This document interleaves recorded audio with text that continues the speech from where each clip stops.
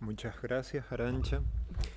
Primeramente empezar agradeciendo a los compañeros que se han esforzado porque hoy tengamos aquí estas jornadas, y particularmente a las profesoras Jacín Cabrera y Calzadilla Medina. Muchas gracias.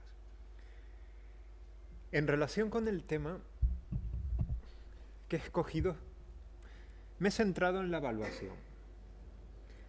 ¿Por qué? Porque si no nos evaluamos, difícilmente podemos detectar nuestros errores y difícilmente podemos mejorar. Y en particular porque en Europa parece que sí existe esta cultura, parece, subrayo. Mientras que en España, pues, no nos evaluamos, en realidad, ni siquiera nuestro procedimiento legislativo muestra unos mínimos de calidad democrática y técnico-jurídica, y así nos va. Pues bien, la complejidad del sistema jurídico penal europeo, consecuencia de la compleja estructura político-jurídica de la Unión Europea, propicia diversos niveles de legislación penal. Por una parte, se encuentra el derecho penal emanado del propio legislador europeo, en forma de decisiones marco y más recientemente directivas, que se trata de un derecho penal carente de aplicación directa, pero que orienta a los legisladores nacionales, los cuales concretan la aplicación de estas mediante su transposición. Y en un segundo momento encontramos las normas emanadas de los propios legisladores penales nacionales. A estos dos niveles se unen los márgenes de discrepancia que se explican, por una parte, como consecuencia de las diversas culturas jurídicas. El derecho penal no es lo mismo en Francia que en Alemania o en Italia. Pero también por la propia naturaleza de las normas de armonización como normas mínimas, relativas a la definición de las infracciones penales y de las sanciones. Luego, los máximos son determinados por los propios legisladores penales nacionales. Y claro, puede ser que algunos lo hagan mejor que otros, y esto se presta a evaluación. Con carácter general, la función de evaluación se recoge en el artículo 70 del Tratado de Funcionamiento de la Unión Europea y luego particularmente, por ejemplo, en el artículo 23.1 de la Directiva 2011/36 de la Unión Europea, donde se habla que la Comisión presentará al Parlamento y al Consejo un informe en el que se evaluará en qué medida los Estados miembros han adoptado las disposiciones necesarias para dar cumplimiento a lo dispuesto en la presente directiva, o en términos equivalentes en el artículo 9 de la decisión marco aquí citada. Sin embargo, este aparente celo evaluador debe celebrarse. ¿Por qué? Por razones de racionalidad. Si nos evaluamos, podemos detectar qué hacemos bien, qué hacemos mal, qué merece una mejor o peor evaluación y así mejorar. Sin embargo, hablo de aparente celo evaluativo. Vayamos por partes. Así, en el informe de la Comisión al Consejo y al Parlamento sobre el cumplimiento de la decisión marco de 19 de julio de 2002 relativa a la lucha contra la trata de seres humanos, se recogen los criterios generales. Nos dice: para evaluar objetivamente si una decisión marco ha sido aplicada completamente por un Estado miembro, se han desarrollado criterios generales relativos a las directivas que pueden aplicarse mutatis mutandis a las decisiones marco. ¿Cuáles son estos criterios? Los que ustedes tienen en la pantalla. Se trata, por una parte, de la eficacia funcional, de la forma y métodos de ejecución, así como de la observancia de los plazos. Y por otra, de una suerte de criterios relativos a la formulación técnico-jurídica de las correspondientes disposiciones nacionales. En concreto, se habla de claridad, seguridad jurídica, exactitud y completitud.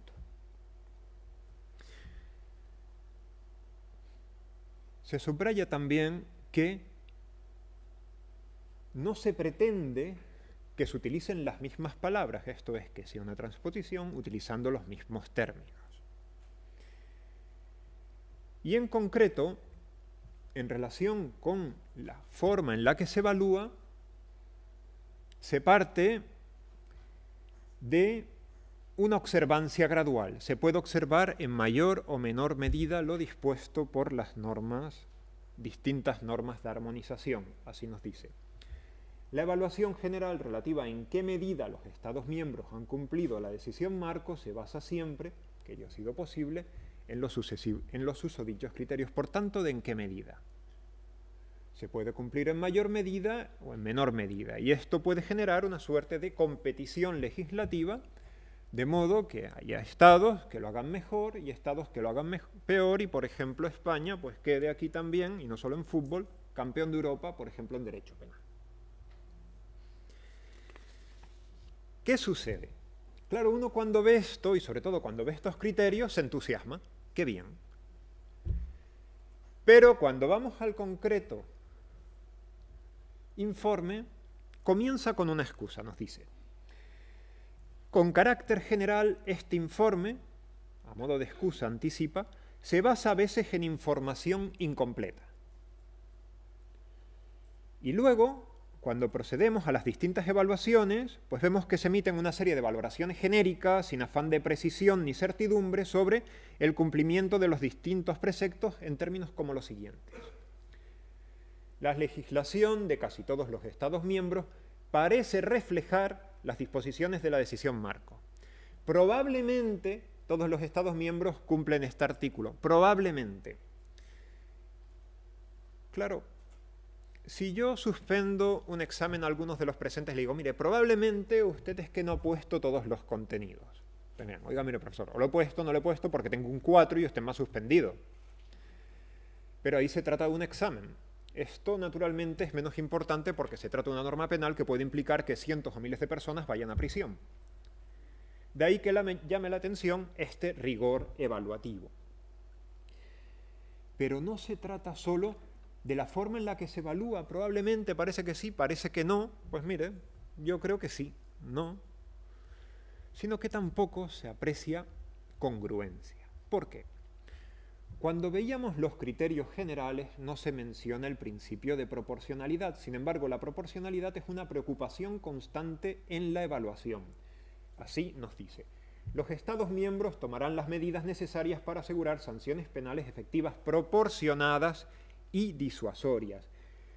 Y en los sucesivos preceptos o en las exposiciones de motivos se hace una continua referencia al principio de proporcionalidad. Sin embargo, en relación con el principio de proporcionalidad, primero, no se incluye como criterio general de evaluación. Segundo, no se incluye un criterio para determinar qué es proporcional, porque ¿qué es proporcional?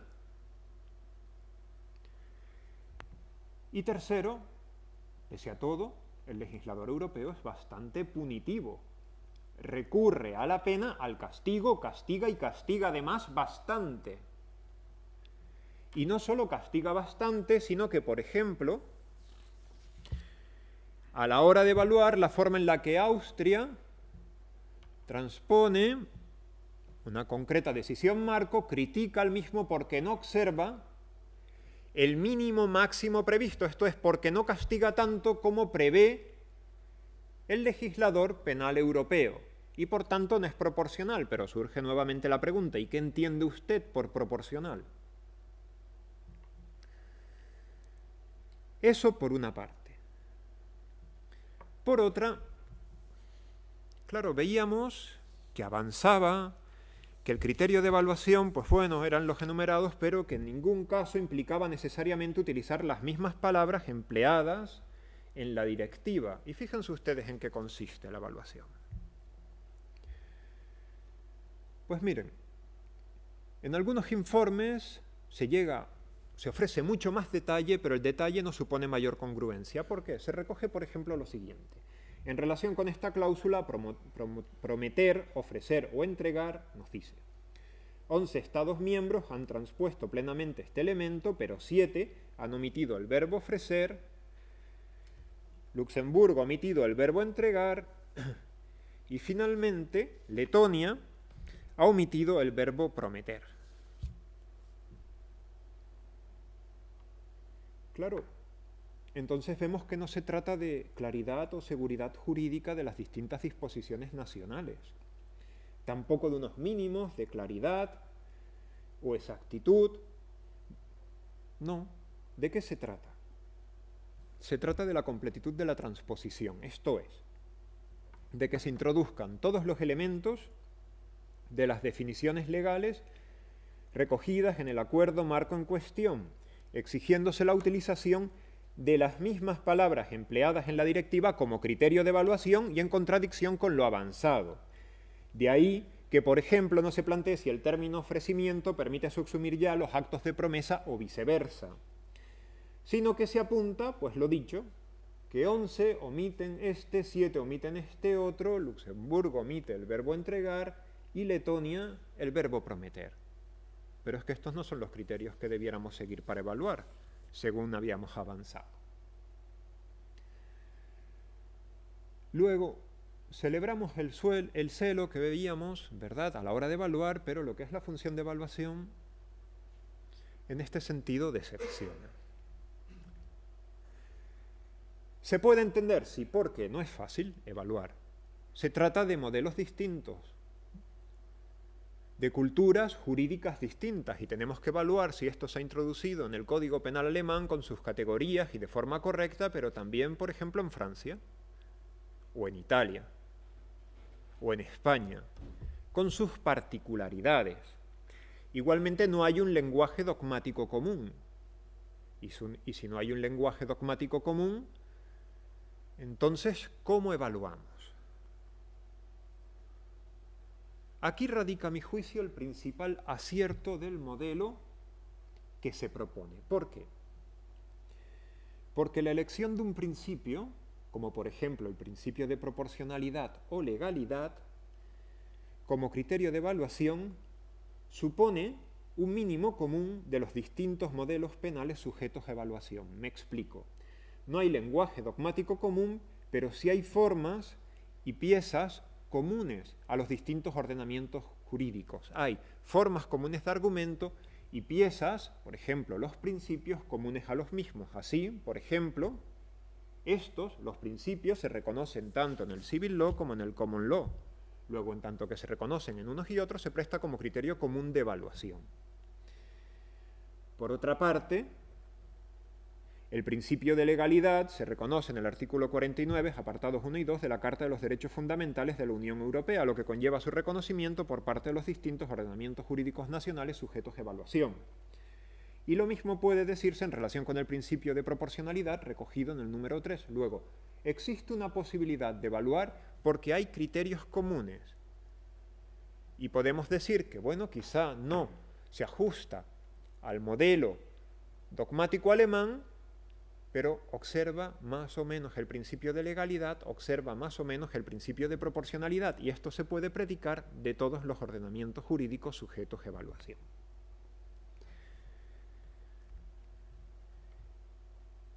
Problemas. Claro, pero es que el principio de legalidad no se reconoce en los mismos términos en el Civil Law y en el Common Law. Y nuevamente aquí se ve un acierto en relación con el modelo de evaluación. ¿Por qué?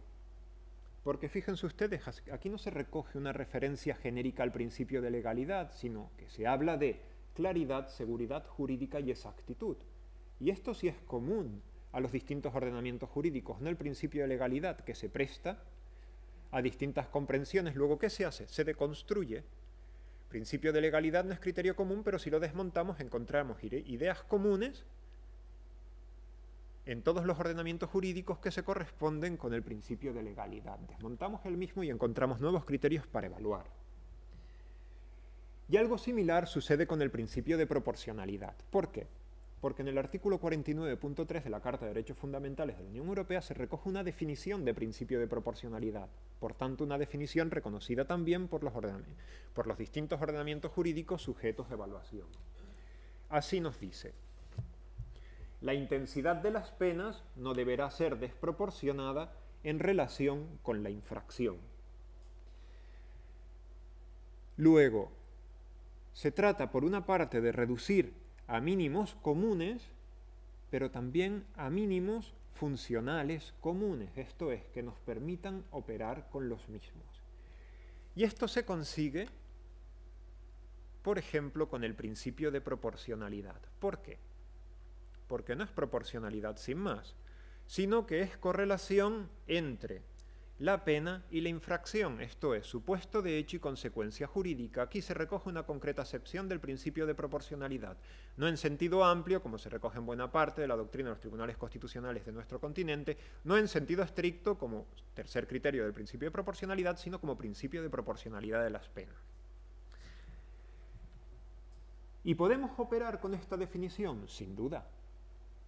Por ejemplo, en relación con la intensidad de la infracción, cabe citar bienes jurídicos protegidos, grado de afectación de los mismos. Si se trata de un delito de resultado, si te produce un resultado, un muerto o peligro concreto, se pone en concreto peligro un bien jurídico, un peatón al que finalmente no se arrolla porque se da un volantazo, o peligro abstracto, que es lo que sucede cuando alguien trafica con drogas. En teoría genera un peligro abstracto para el bien jurídico salud pública. Eso en relación con la infracción. ¿Y qué sucede con las penas? Pues igualmente podemos medir su intensidad, atendiendo a qué, a su naturaleza, privativas de libertad, privativas de otros derechos y multa. Igualmente en relación con la gravedad, mayor o menor gravedad y certeza. Por concretar algo más el ejemplo, en relación con la definición recogida en una norma de armonización relativa a la corrupción, al delito de corrupción entre particulares. En concreto, el legislador europeo sugiere una norma cuyas intensidades pueden definirse de la siguiente forma. En la consecuencia jurídica se prevé como límite máximo una pena privativa de libertad, y una pena privativa de libertad considerable. Luego, se afecta, como vemos, al principio de libertad, se afecta de forma grave, se priva de libertad, se le ingresa en prisión, por tanto, se suprime esencialmente la misma. Solo cabe libertad en la medida en que lo permita el correspondiente régimen penitenciario y además intervención cierta. 3 años, no cabe suspensión. Eso en relación con la intensidad de la consecuencia jurídica. Y en relación con la intensidad del supuesto de hecho. Bueno, también, ¿por qué? Aquí no se trata de la libertad, sino, textualmente, de la competencia en relación con la adquisición de bienes o servicios comerciales.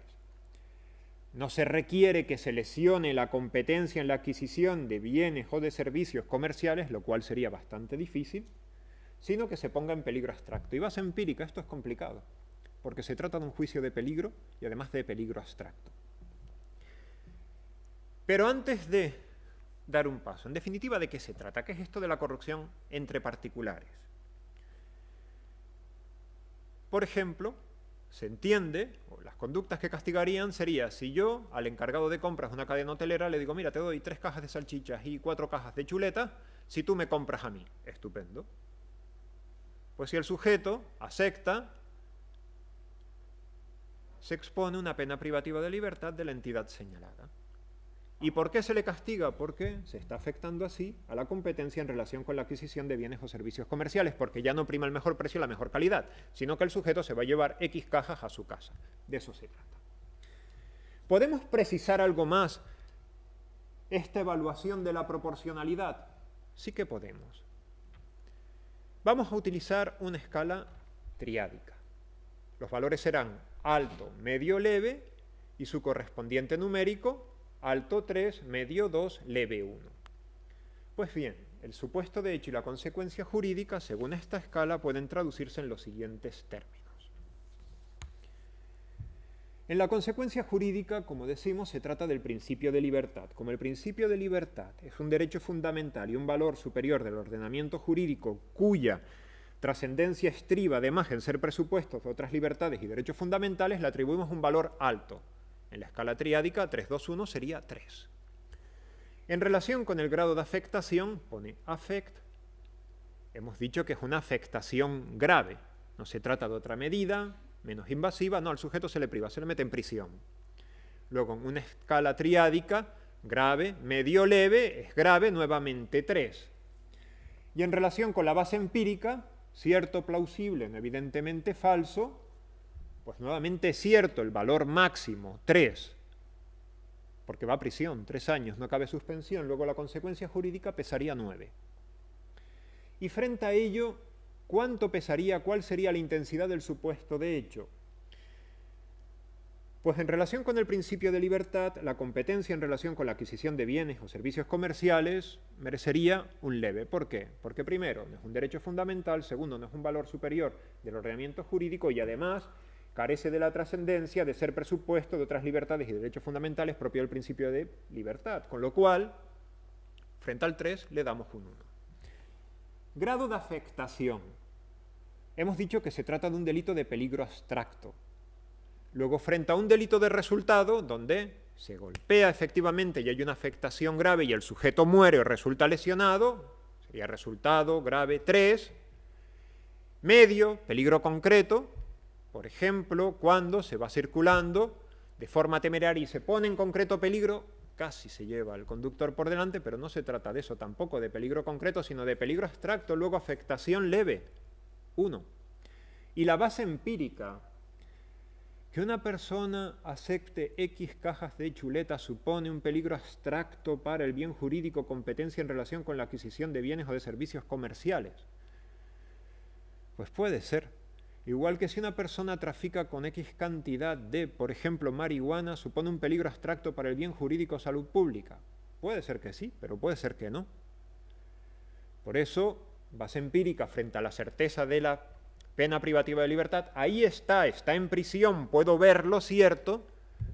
Pues claro, aquí, en comparación, ya lo sumo 1. De modo que nos queda intensidad del supuesto de hecho 3, intensidad de la consecuencia jurídica 9. Surge la pregunta, ¿cuál es el criterio de proporcionalidad que baraja el legislador penal europeo? Y eso en relación con el principio de proporcionalidad. Lo interesante de un modelo principalista es que se abre a otros principios, por ejemplo, principio de prevención. Y también, como ustedes ven, ya no se trata de un discurso teórico. Aquí hay una preocupación empírica, esto es, de ver las consecuencias empíricas derivadas de la aplicación de las normas.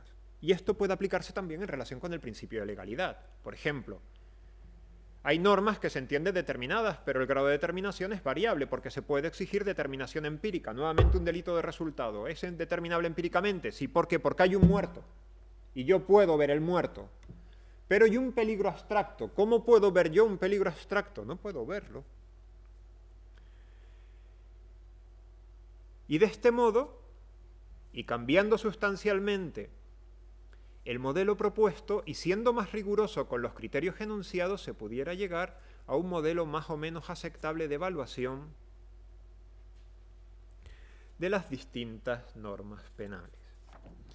¿Qué sucede? Que en el fondo todo este discurso esconde una decepción. ¿Por qué? Porque en realidad el legislador penal europeo sigue la misma senda que el legislador español. Esto es más pena. Claro, cuando uno se dedica al derecho penal termina cansándose de hablar de lo que no funciona, y es que el derecho penal no funciona. ¿Por qué? Porque cuando hablamos de penas, cuando hablamos de normas punitivas que vamos a castigar, esto no supone que vayamos a prevenir, al contrario, confirma que hemos fracasado en la prevención. Luego, si ustedes van a los distintos estudios empíricos, lo que nos dice la criminología es que el derecho penal y penar no previene, sino al contrario, tiene un efecto criminógeno y genera criminalidad. Luego, ¿qué cabría esperar entonces del legislador penal europeo? Otro tipo de política criminal y que junto con las normas penales evalúe otros modelos de prevención. ¿Qué modelos de prevención? Por poner 6 ejemplos.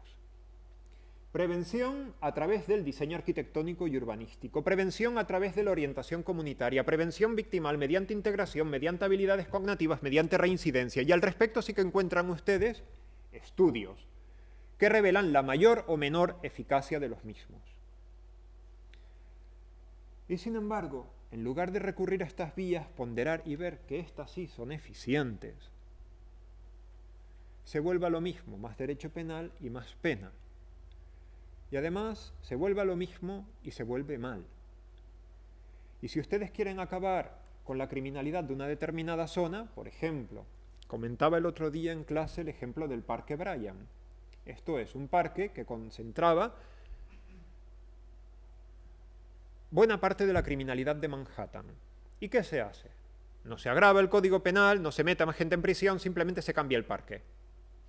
Se cambia el parque, se hace un sitio bonito, ¿y qué sucede? Desaparece la criminalidad. Una zona deprimida cambia sustancialmente, se revaloriza la zona, cobra actividad. De pronto, una comunidad que no tenía apenas relación vuelve a sentirse como tal, funciona como institución, como control informal de la criminalidad y se resuelve el problema. Pero aquí se va por la pena y se habla de proporcionalidad sin tener claro lo que es esto, y de momento así vamos. Muchas gracias.